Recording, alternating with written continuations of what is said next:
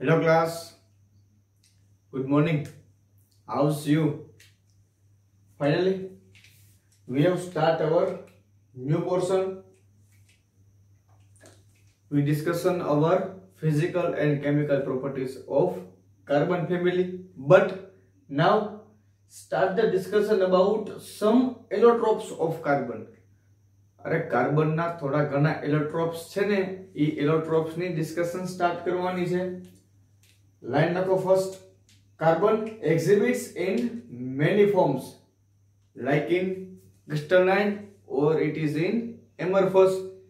crystalline અને amorphous ફોર્મમાં ઘણી બધી રીતે કાર્બન્સ એક્ઝિબિટ કરતો હોય. Diamond and graphite are two well known crystalline forms.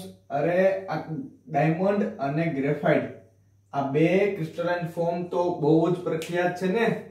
તો carbon exhibits in many forms like it is in crystalline અથવા તો it is in amorphous. Diamond and graphite are two well known crystalline forms of carbon, but in 1985 third forms of carbon is known as fullerenes. આ carbon ના બે form ખૂબ જ પ્રખ્યાત હતા, ખૂબ જ વેલ નોન હતા. ક્યાં બે ફોર્મ? તો કે ડાયમંડ્સ અને ગ્રેફાઇટ્સ. અને ઇન 1985 માં ડિસ્કવરી કેમની કરી? તો કે કાર્બન નું જે થર્ડ ફોર્મ છે એને શું નામ આપ્યું? ફુલરેન્સ. ઓકે, હવે આમની ડિસ્કવરી કરી કોને? તો કે HW ક્રોટો, E સ્મેલે અને RF કર્લ. આ ત્રણ મિત્રોએ મળીને આ કાર્બનનું જે થર્ડ એલોટ્રોપ્સ છે એમની શોધ કરી અને એનું નામ આપ્યું ફુલરેન્સ. અરે આમને ડિસ્કવરી કરીને મિત્રો, આ ડિસ્કવરીના હિસાબે આમને નોબેલ પ્રાઇઝ મળ્યું હતું. ચલો આ વાત આપણે કોની કરી? ક્રિસ્ટલાઇન ફોર્મેશનમાં જ્યારે આપણો કાર્બન રહેલો હશે ત્યારે. બાકી એમરફસ જોઈએ તો carbon black, coke and charcoal આ ફોર્મમાં રહેલો હશે, એમરફસ ફોર્મમાં. હવે કાર્બન બ્લેક છે તો કાર્બન બ્લેક મળે કેમ? તો કે carbon black is obtained from burning hydrocarbon in limited supply of air. અરે લિમિટેડ સપ્લાય ઓફ એર આપો અને આ લિમિટેડ સપ્લાય ઓફ એર ની પ્રેઝન્સ માં જો હાઇડ્રોકાર્બન ને બર્ન કરો તો આપણને શું મળશે? કાર્બન બ્લેક મળશે. Coke and charcoal are obtained from heating wood or coal at high temperature in absence of air. કોઈ વુડ હોય, વુડ અથવા તો કોલ ને હીટિંગ આપો હાઈ ટેમ્પરેચર ઉપર ઇન એબ્સન્સ ઓફ એર, ત્યારે જે પણ કઈ ફોર્મેશન થાય એ કેનું થાય? કોક અને ચારકોલ જેવા એમોર્ફસ એલોટ્રોપ્સ નું. તો આવા ઘણા બધા એલોટ્રોપ્સ મળ્યા ને કાર્બનના. એમાંથી આમાં ડિસ્કશન કેની કરવાની છે? ડાયમંડ, ગ્રેફાઇટ અને ફુલરેન ની.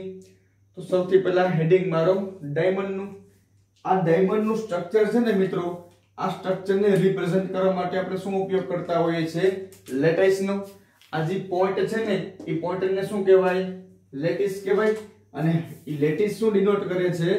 કે ત્યાં કોઈ કાર્બન એટમ આવેલો હશે એવું ડિનોટ કરશે. કોણ?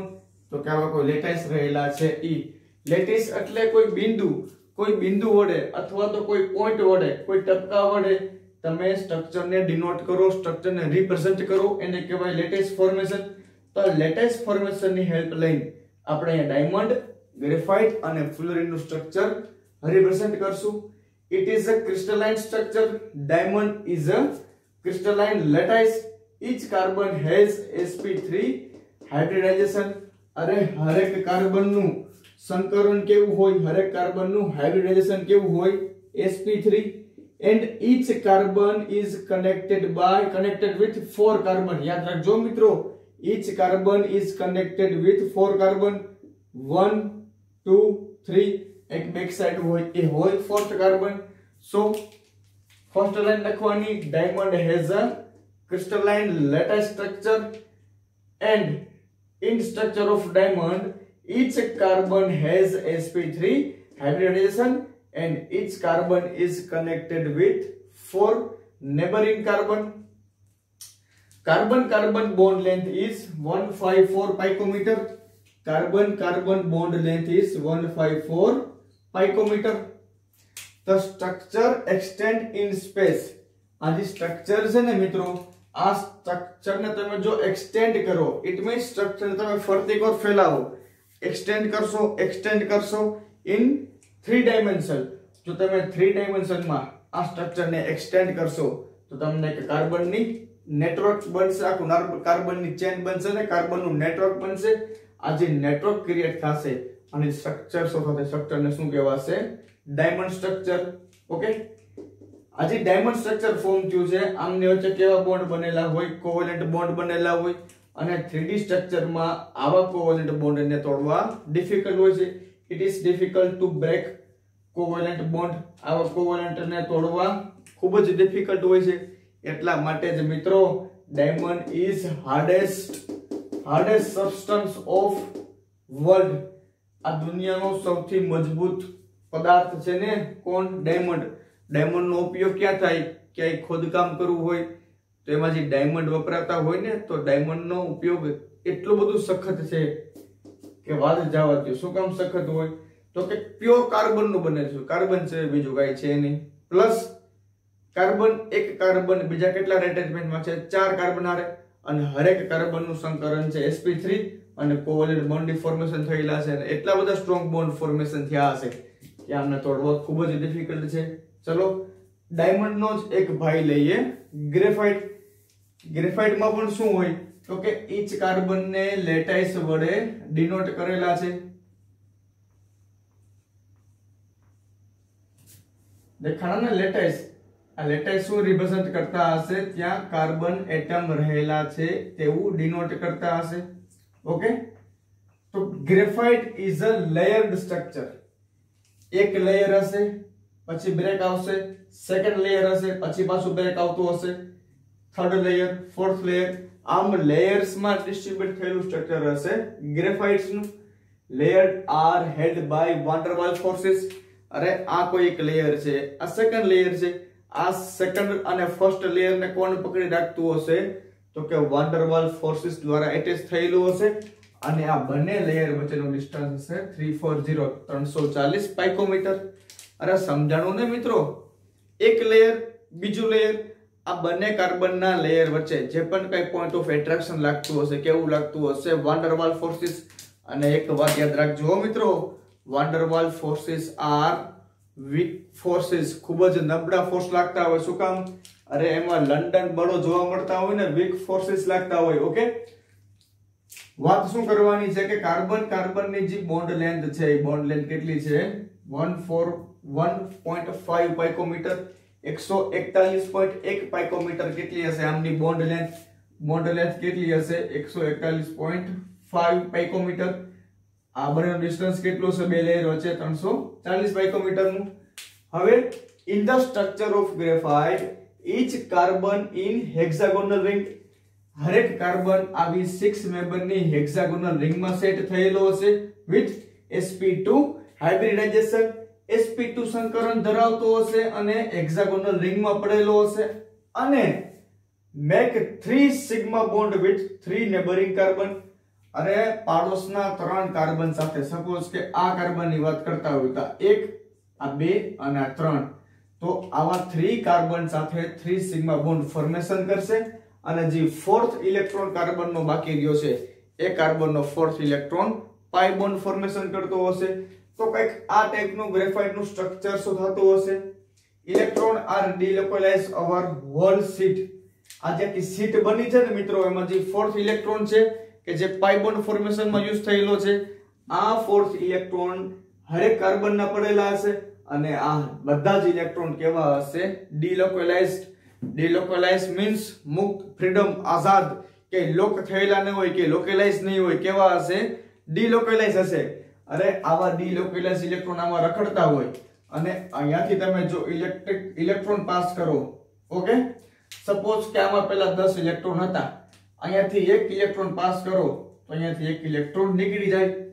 અરે તો એનો મીનિંગ શું છે ખબર, ઇલેક્ટ્રોન પાસ કરવા એટલે આમને કરંટ પાસ કરો. સો અહીંયાથી કરંટ પાસ કરો છો તો આમાંથી કરંટ બહાર નીકળશે. એનો મીનિંગ એવો છે કે આમાં ઇલેક્ટ્રિક કન્ડક્ટિવિટી જોવા મળતી હોય. શું કામ જોવા મળતી હોય, તો કે આવા ડિલોકેલાઇઝ ઇલેક્ટ્રોન રહેલા હશે એટલે. અને આ જે વાન્ડરવાલ્સ ફોર્સિસ છે ને મિત્રો, આ વાન્ડરવાલ ફોર્સ વીક હોય એટલે લેયર્સ ને બ્રેક ડાઉન કરવા સહેલા પડે. એટલા માટે જ આ પદાર્થો બધા કેવા હોય? સોફ્ટ હોય. Graphite are soft material. Simple છે ને મિત્રો. ડાયમંડ નો સગો ભાઈ ગ્રેફાઇટ. ડાયમંડ ના ભાવ જુઓ અને ગ્રેફાઇટ ના ભાવ જુઓ. ગ્રેફાઇટ ક્યાં હોય ખબર ને? અને જે આપણે પેન્સિલ નો યુઝ કરીએ છીએ ને, એ પેન્સિલ ની જે અણી બનતી હોય, એના પોઈન્ટ હોય પેન્સિલ ની, એ કેનો બનેલો હોય? ગ્રેફાઇટ નો. ગ્રેફાઇટ નો ભાવ ખૂબ સસ્તા હોય અને ડાયમંડ ના ભાવ ખૂબ મોંઘા હોય. શું કામ? ફેર કેટલો? આમાં શું હોય? sp3. આમાં શું હોય? sp2.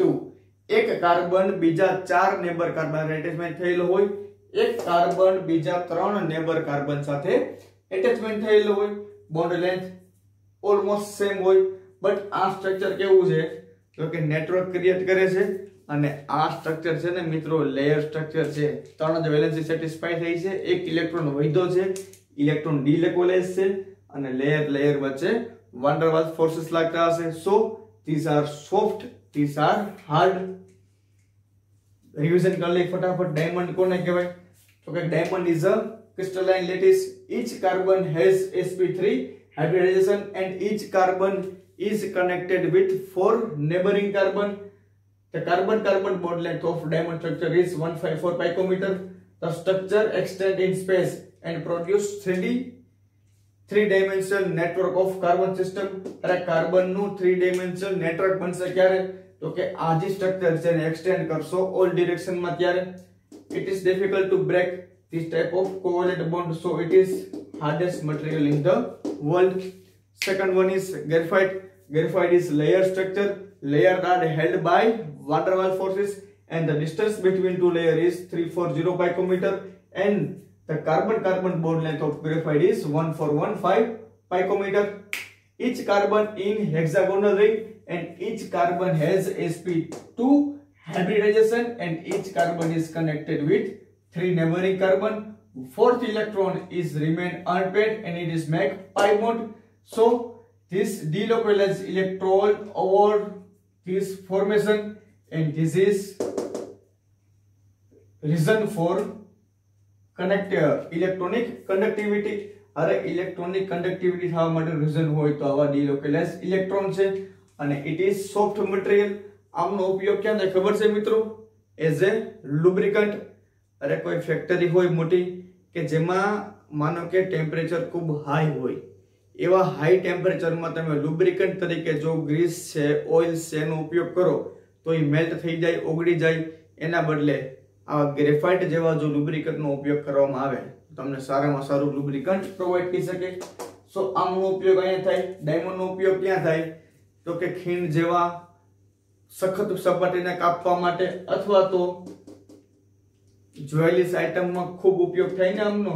પૈસાને બચાવવામાં ઘણા બધા પૈસાનો તમે સ્ટોક કરો કે થોડાક અમથા ડાયમંડનો સ્ટોક કરો, વેલ્યુએશન તો સેમ રહે ને બેની. સો આભૂષણ શણગારમાં ઉપયોગ થાય ને ડાયમંડનો. સો આ વાત કરી ડાયમંડ અને ગ્રેફાઇટની. હવે આમનો જે ત્રીજો ભાઈ છે ફ્લોરિન, કે જેની લેટ સંશોધન થયું ને એમની વાત કરીએ તો હેડિંગ મારો ફ્લોરિન્સ. હેડિંગ મારો ફ્લોરિન્સ. ફ્લોરિન્સ is a third allotropes of carbon. Display ઉપર આ પોર્શનમાં તમને ફ્લોરિન્સ નું સ્ટ્રક્ચર શો થતું હશે. ચલો ડિસ્કશન સ્ટાર્ટ કરીએ ફ્લોરિન્સ વિશે. It is made by heating of graphite. Graphite નું હીટિંગ આપવાનું છે ને, it is made by heating of graphite in electric arc. એટલે વિદ્યુત ચાપ. આવો એનો ગુજરાતીમાં મીનિંગ થાય.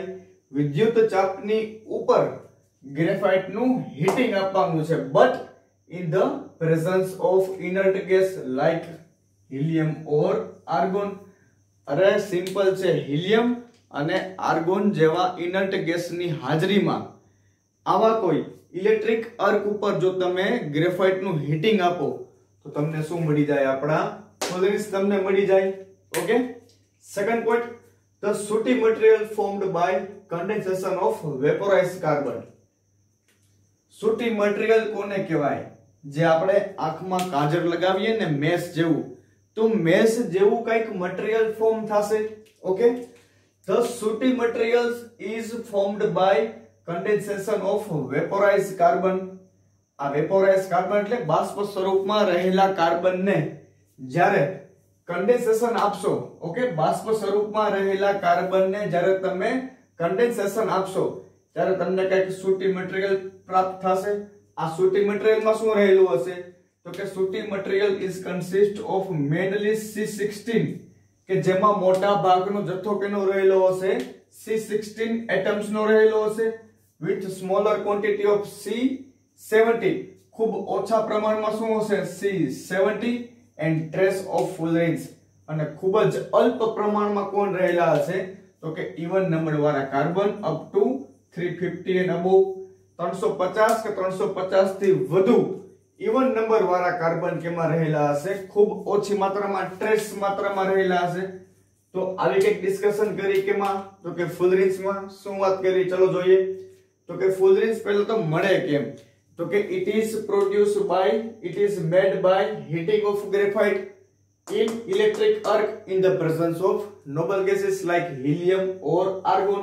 આર્ગોન અને હિલિયમ જેવા નોબલ ગેસીસની હાજરીમાં જો ઇલેક્ટ્રિક આર્ક ઉપર ગ્રેફાઇટને બર્ન કરો તો આપણને શું મળી જાય આપણા ફુલરીન્સ મળી જાય. હવે ફુલરીન્સમાં હોય શું ચલો હવે જોઈએ તો કે ઇટ ઇઝ સૂટી મટીરીયલ, એક સૂટી મટીરીયલ છે, મેશ ટાઈપનું મટીરીયલ છે. It is formed by condensation of vaporised carbon. Vaporised કાર્બનનું જ્યારે તમે કન્ડેન્સેશન કરો છો ત્યારે તમને એમાં શું મળે છે સૂટી મટીરીયલ્સ મળે છે. અને આ સૂટી મટીરીયલ્સમાં શું હોય તો કે મેનલી શું હોય એમાં વધારે શું જોવા મળતું હોય C16 જોવા મળતું હોય, સ્મોલ ક્વોન્ટિટીમાં શું હોય C70 અને ટ્રેસ એલિમેન્ટમાં કોણ હોય ટ્રેસ જથ્થામાં કોણ હોય તો કે ઇવન નંબર વાળા કાર્બન અપ ટુ 350 or 350 કરતા વધારે. ચલો આ શું છે ફુલરીન ખરેખર છે શું તો કે fullerene is a purest form of carbon. કાર્બનનું એકદમ પ્યોર ફોર્મ છે એ શું છે ફુલરીન્સ છે. અને એની રચના કેવી હોય દેખાય છે ને અહીંયા કેજ ટાઈપની જાડીવાળી રચના હોય, જાળીદાર રચના હોય કેની હોય તો કે ફુલરીન્સની હોય કે જેમાં C16 જે આપણને મેજર પોર્શન મળ્યો છે એ C16 મોલેક્યુલનો શેપ કેવો હશે સ્કૂર બોલ જેવો એટલે સિમ્પલ જે બોલ આવે ને સુકર બોલ, આવા સુકર બોલ જેવો એમનો શેપ હશે, બોલ ટાઈપનો એકદમ પાંજરો બનતું હશે, કેજ બનતું હશે. ઓકે, આ બોલની અંદર અરે અહીંયા દેખાય છે ને તમને બોલ, આ બોલ શું છે C16 જે છે એ C16 નો શેપ અહીંયા દેખાડ્યો છે. ઓકે, હવે C16 માં હોય શું તો કે જેટલા બી પોઈન્ટ દેખાય છે એ પોઈન્ટ શું છે એ પોઈન્ટ કાર્બનના પોઈન્ટ છે અને તેમાં 6 મેમ્બરની રિંગ રહેલી છે અને 5 મેમ્બરની રિંગ રહેલી છે કે જેની અંદર 20 જેટલી 6 મેમ્બરની રિંગ છે અને 12 જેટલી શું રહેલી છે 5 મેમ્બરની રિંગ રહેલી છે.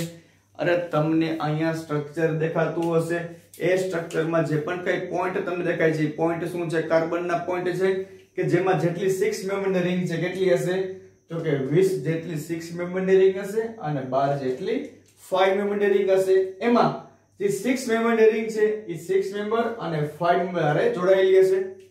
અરે આ સ્ટ્રક્ચરની અંદર જેટલી પણ 6 મેમ્બરની રિંગ છે ને મિત્રો it is fused with 6 member or 5 member ring, but 5 member ring is fused with only 5 member ring.